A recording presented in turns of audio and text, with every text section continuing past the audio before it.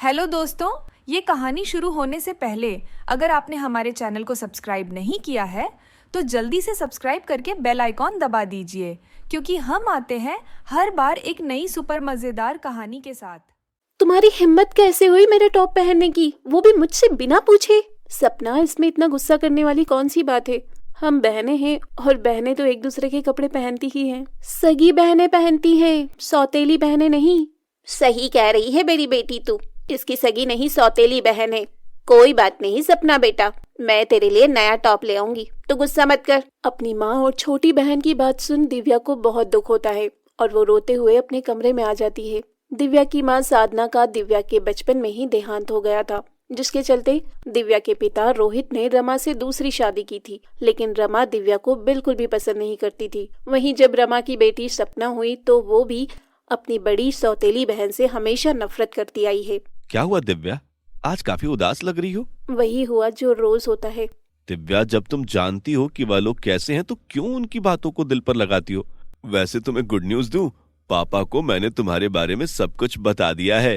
तुम सच कह रहे हो? हाँ मेरी जान, और पापा ने तो ये भी कह दिया है कि वह संडे तुम्हारे घर आएंगे तुम्हारे पापा से हमारे रिश्ते की बात करने। रोहित की बात सुन दिव्या उसके गले लग जाती है। रोहित और दिव्या एक दूसरे को काफी लंबे समय से डेट कर रहे थे। समय गुजरता है और संडे के दिन रोहित अपने पिता वरुण के साथ दिव्या के घर पहुंचता है। भाई साहब, जब बच्चों ने एक दूसरे को पसंद कर लिया हो तो हम लोग क्या कहें? हमारी तरफ से तो ये रिश्ता पक्का है। अरे इस बात पर मुंह मीठा करते हैं, जल्दी से मिठाई ले आओ सपना। रोहित की बात सुन सपना और रमा मुंह बनाते हुए किचन में जाते हैं। कितना लंबा हाथ मारा है इसने, पता है इस लड़के के बाप के पास कितनी प्रॉपर्टी है।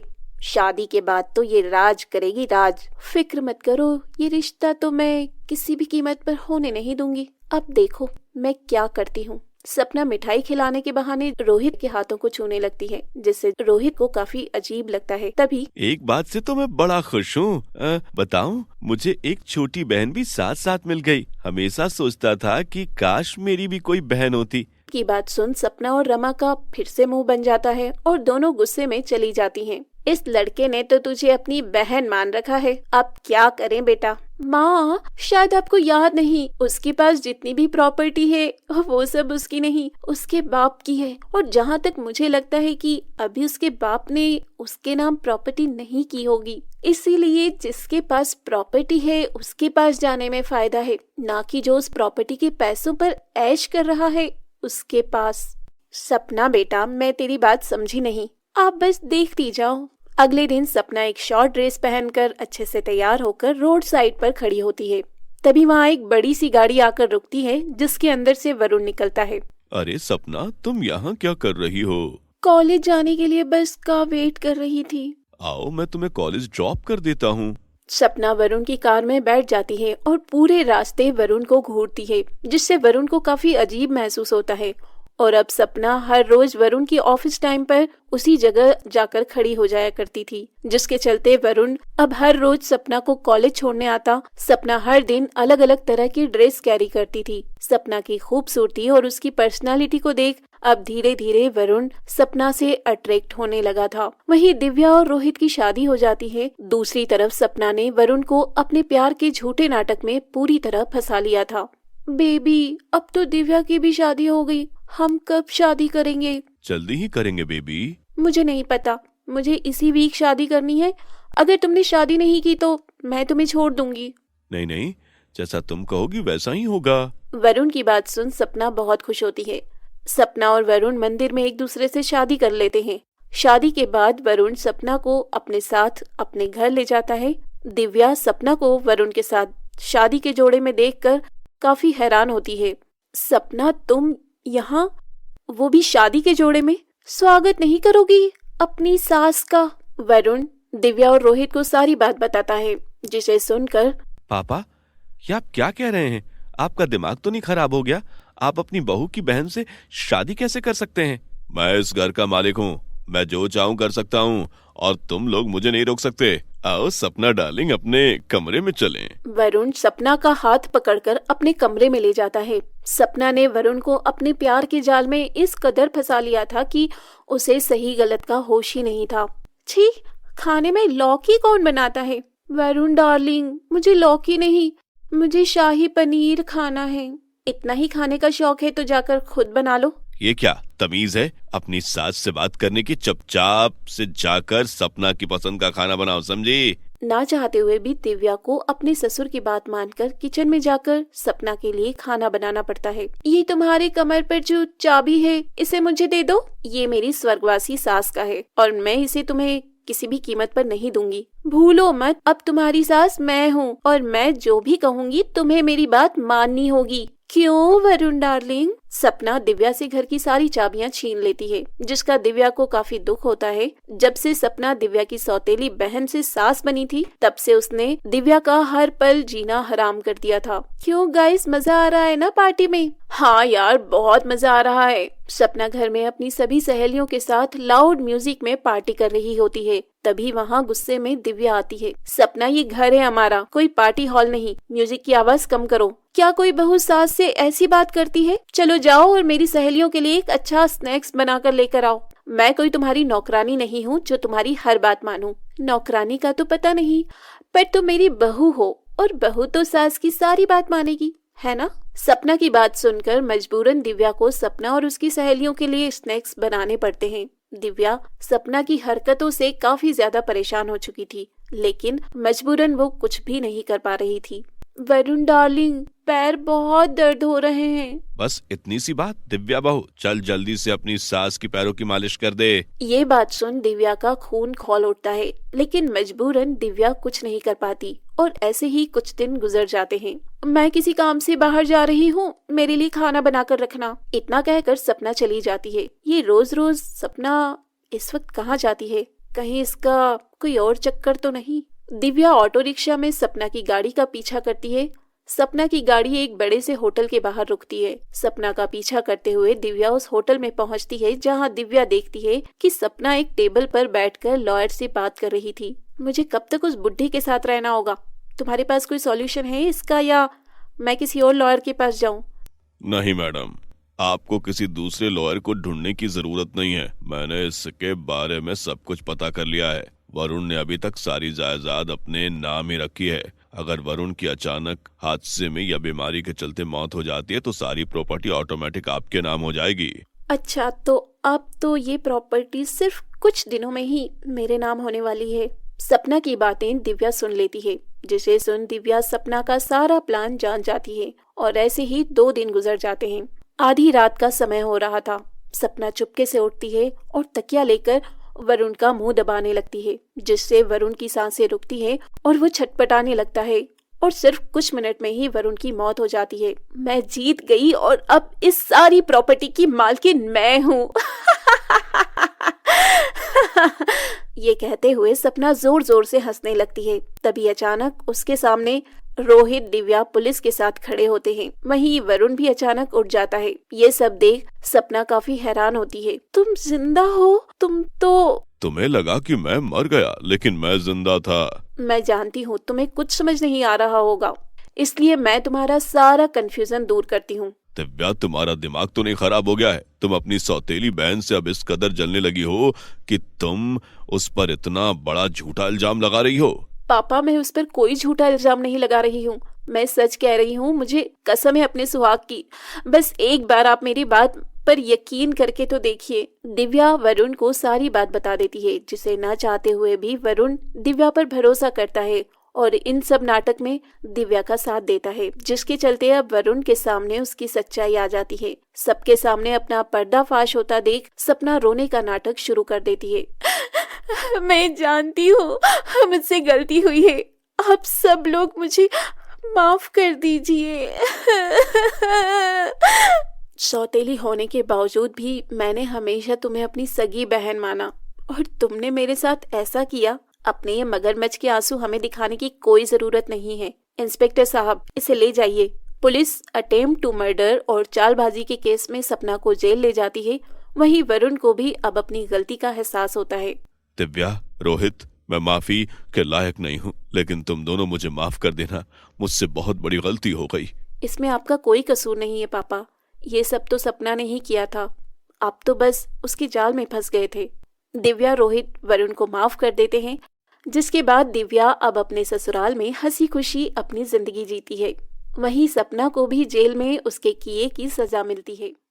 घर में शादी का माहौल है। कल राधा और मीरा 2 बहनों की शादी है। दोनों जुड़वा हैं और दोनों की दोनों काली हैं, लेकिन वो आज बहुत खुश हैं। मुझे तो यकीन ही नहीं हो रहा है कि कल हम दोनों की शादी है, वो भी एक ही घर में। ऊपर से दोनों के पास सरकारी नौकरी है। मैंने तो कभी नहीं सोचा था कि हम दोनों को इतने अच्छे पति मिलेंगे। वही तो, बचपन से सब हमें काली कलोटी बोलते थे, अब सबका मुंह बंद हो जाएगा। तभी उनकी माँ ममता कमरे में आई। उनके हाथ में 2 पीले रंग के कपड़े थे। ये लो बेटी, तुम दोनों के हल्दी के कपड़े। वाह माँ, ये तो बहुत सुंदर है। मुझसे तो इंतजार ही नहीं हो रहा है। हाँ हाँ, अभी ससुराल जाने के लिए इतना उछल रही हो ना, 2 दिन बाद मायके आने के लिए रोना पड़ेगा, देख लेना। रो लेंगे माँ, लेकिन कल शादी तो कर ले पहले। मुझे साजन के घर जाना है, मुझे साजन के घर जाना है। बस कल अच्छे से शादी हो जाए। ममता ने ये कहा ही था कि तभी उनके पिता हरिहर वहां आए और बोले, सुनो ममता, कल सुबह सुबह रमा और उसकी बेटी आ जाएंगी। उनके लिए एक कमरा खाली करके रखना। ये सुनकर दोनों बहनों का चेहरा उतर गया। बस हो गया शादी का सत्यानाश। बुआ आ रही है। पापा, आपने बुआ को क्यों बुलाया? बेटी, वो जैसी भी है मेरी बहन है। साक्षात चुड़ैल है वो, ऊपर से अपनी नागिन बेटी को भी ला रही है। उसे तो देखकर ही गुस्सा आता है। सही कहा। अब बात बात पर ताना मार रही हो दोनों माँ बेटी। अब क्या कर सकते हैं, बेटी परिवार है तो बुलाना तो पड़ेगा। थोड़ा एडजस्ट कर लो। अपने पिता की बात सुनकर उस समय तो दोनों बहनें चुप हो गई, लेकिन दोनों का दिल धक धक कर रहा था। बुआ मतलब लड़ाई, बुआ मतलब फालतू के नखरे, बचपन से देखते आ रहे हैं। जन्म के बाद ही रमा ने कहा था, ये क्या दोनों की दोनों काली हैं, इनकी शादी कैसे होगी। रमा की खुद की बेटी गोरी थी, इसी बात से रमा को बहुत घमंड था। रमा जब जब अपनी बेटी पूर्णिमा को लेकर यहाँ आती थी, तब तब अपनी बेटी के साथ इन दोनों की तुलना करती थी। देखना, कल बुआ और पूर्णिमा कुछ न कुछ कांड करेंगे ही, हमें तैयार रहना होगा। दोनों को नींद नहीं आई। अब वो अपनी शादी से ज्यादा बुआ को लेकर सोचने लगी। अगले दिन सूरज उगने से पहले ही बुआ और पूर्णिमा हाजिर हो गई। कहाँ हो सब लोग, अभी तक नींद नहीं खुली क्या? बुआ की आवाज से सभी की नींद टूट गई। लो, आ गई चुड़ैल, चलो बाहर चलो। सभी बाहर आए। आओ आओ दीदी, आओ। आने में कोई दिक्कत तो नहीं हुई? दिक्कत तो हुई ही है, कोई स्टेशन पर लेने ही नहीं गया। वो रमा, तुझे तो पता है शादी है, कितने सारे काम है, ऊपर से इतनी सुबह। हाँ हाँ, मेरे लिए कहाँ टाइम है किसी के पास। हम तो बिन पेंदी के लौटे हैं, यहाँ हमारी इज्जत है कोई। लो, आते ही शुरू हो गई। क्या कहा तूने? कुछ नहीं बुआ, कह रही थी इतनी दूर से आई हो, अंदर आओ, चाय वाय बना लाती हूँ। हाँ ठीक है बेटी, चल चाय पीते हैं। रमा अपनी बेटी को लेकर अंदर आई और सोफे पर बैठ गई। राधा उन दोनों के लिए चाय बनाकर लाई। ममता ने बिस्किट दिए। हम कुत्ते हैं क्या जो बिस्किट दे रही है? नहीं नहीं दीदी, मेरा वो मतलब नहीं था। क्या मतलब था, क्या नहीं? मैं बहुत अच्छे से समझती हूँ मामी, ऐसा मत कहो। ठीक है, मैं तुम दोनों के लिए कुछ अच्छा खाना लाती हूँ, और खाना खाकर तैयार हो जाना। कुछ ही देर में बाकी सब लोग भी आ जाएंगे, हल्दी की रस्म शुरू हो जाएगी। ममता को बहुत काम था, उसकी दोनों बेटियों की शादी थी, लेकिन फिर भी उसने रमा और पूर्णिमा के लिए पराठा बनाया। पराठा खाते खाते माँ बेटी आपस में साजिश करने लगी। माँ, ये बात मुझे कुछ हजम नहीं हो रही है। इनकी शादी सरकारी नौकरी वाले लड़के के साथ कैसे हो रही है? दोनों इतनी काली हैं, फिर भी कैसे? वही तो मैं भी समझने की कोशिश कर रही हूँ। क्या जादू टोना किया है इन दोनों ने उन लड़कों पर? मुझे तो आने का दिल ही नहीं था माँ, आप ही ले आई मुझे खींच कर। अरे बेटी, जरा सब्र तो कर, देख मैं क्या करती हूँ। ऐसा काम करूंगी कि हल्दी ही नहीं हो पाएगी इन दोनों की। अच्छा, तो आप अंदर ही अंदर प्लान बना रही हो। मुझे भी बताओ माँ, क्या प्लान है? रमा ने पूर्णिमा के कान में कुछ कहा। पूर्णिमा का चेहरा खिल उठा। अरे वाह माँ, आप तो सच में चुड़ैल निकली। और तू चुड़ैल की बेटी। कुछ देर बाद रिश्तेदारों का आना शुरू हो गया। सभी बिजी हो गए। ममता, राधा और मीरा हल्दी का लहंगा पहनकर तैयार हो गई। अरे वाह, कितनी अच्छी लग रही हो तुम दोनों। कहाँ मामी, इन कपड़ों में अच्छी तो मैं लगती। काली लड़कियां पीले कपड़ों में थोड़ी अच्छी लगती हैं। सही कहा बेटी, ऐसा लग रहा है जैसे पीले केले के छिलके के अंदर सड़े हुए काले केले। ये सब सुनकर दोनों बहनों को बहुत बुरा लगता है। फिर भी दोनों बहनों ने सुनकर भी ना सुनने का नाटक किया। उसके बाद दोनों बाहर चली गईं। वहाँ हल्दी की रस्म होने वाली थी, लेकिन उससे पहले ही रमा और पूर्णिमा ने हल्दी छुपा ली। अब देखती हूँ कि हल्दी कैसे होती है। ममता हल्दी ढूंढने लगी। अरे, ये हल्दी कहाँ गई? यहीं रसोई में तो रखा था पेस्ट बनाकर। क्या हुआ ममता, परेशान क्यों लग रही हो? देखो ना, थोड़ी देर पहले ही हल्दी का पेस्ट यहाँ रख कर गई थी, अब मिल ही नहीं रहा है। कहीं और रखी होगी। नहीं, मुझे पक्का याद है। माँ, गिर तो नहीं गई हल्दी? नहीं बेटी, गिरेगी कैसे? और गिरती भी तो आंखों के सामने से गायब थोड़ी हो जाती। इस पर रमा ताने मारने लगी। देखा, भगवान भी नहीं चाहते कि ये शादी हो। हाँ, इसीलिए उन्होंने हल्दी गायब कर दी। वही तो, शादी मजाक तो नहीं है ना। काली निकम्मी लड़कियों के साथ सरकारी नौकरी वाले लड़कों की शादी कैसे हो सकती है? नहीं दीदी, ये आपने सही नहीं कहा। मेरी बेटियां काली हो सकती है, लेकिन निकम्मी नहीं। घर बैठकर ऑनलाइन काम करके पैसे कमाती हैं दोनों। वैसे पैसों का क्या फायदा? ऑनलाइन काम भी कोई काम हुआ? अच्छा, तो तू कितना कमा लेती है पूर्णिमा? पूर्णिमा चुप हो गई। पूर्णिमा को एक भी काम नहीं आता था। उसे तो घर के काम भी नहीं आते थे। रमा और पूर्णिमा के ताने सुनते हुए सभी पूरे घर में हल्दी ढूंढने लगे। बाहर पंडित जी बैठे हुए थे। उन्होंने चिल्लाकर कहा, क्या हुआ? इतनी देर क्यों हो रही है? हल्दी की रस्म को मजाक समझ रखा है क्या?